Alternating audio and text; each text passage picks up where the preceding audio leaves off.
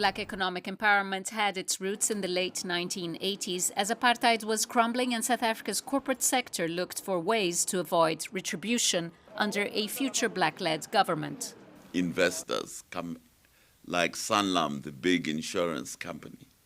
They were afraid that when a democratic, predominantly black government came into power, that they were going to be nationalized or somehow punished for collaborating with the National Party over apartheid. They feared that they were going to be punished. So they decided that they had to find a way of accommodating the black people so that they don't get punished for what they had done.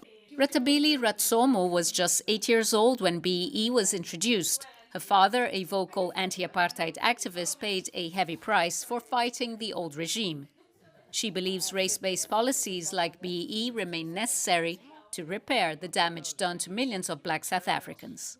My father was someone who was in prison in Robben Island twice after 1976. So it's something that a sense of justice is something that I grew up thinking of a lot. So BEE is one of those things that came out of that fight for our greater liberation. And it's something that I think has worked for the broader black population as well. The move was designed to increase black ownership of companies, build skills, and promote economic inclusion. But 2 decades later, critics say BEE has created a new inequality, benefiting only a small politically connected black elite, while most South Africans remain trapped in poverty.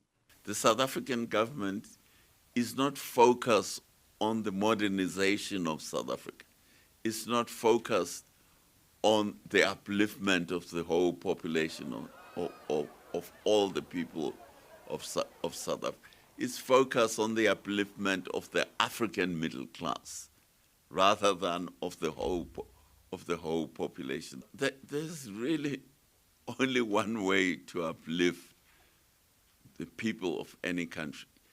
You have to educate your population. And the pressure isn't just domestic. The World Bank and the United States has also raised concerns about BEE rules and how it affects investment and competitiveness. It is an injustice not to address the historic discrimination of black people, the historic discrimination of women and their lack of participation in economic activity. But it's about building a country that's truly non-racial, because you become truly non-racial if all your communities have equitable access to opportunity, to prosperity, to wealth. That is a real non-racial country. And these goals remain priorities. South Africa turns 31 as a democracy this year, but its economy still reflects deep inequality, most of it controlled by white minority. While many black South Africans, especially women, struggle with unemployment and a lack of skills, getting rid of BEE policies isn't likely. But as South Africa's new unity government faces internal divisions, finding new ways to boost growth and real empowerment may be more urgent than ever. Julie Shara, CGTN, Cape Town.